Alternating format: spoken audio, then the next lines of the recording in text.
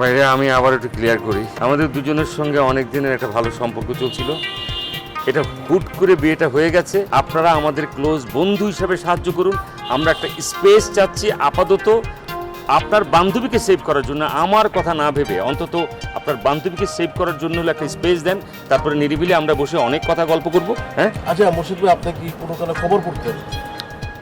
কি ফাইজলামি শুরু করলি তুই এখানে? আচ্ছা শোনেন মুর্শিদ ভাই, আমার আপন খালা, মানে আমার ছোট খালা, তার শ্বশুর বাড়ি হলো রাজশাহী।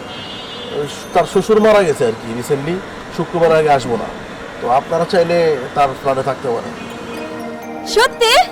ওইটাই তোর জন্য বেস্ট হবে। তাহলে চলো যাই।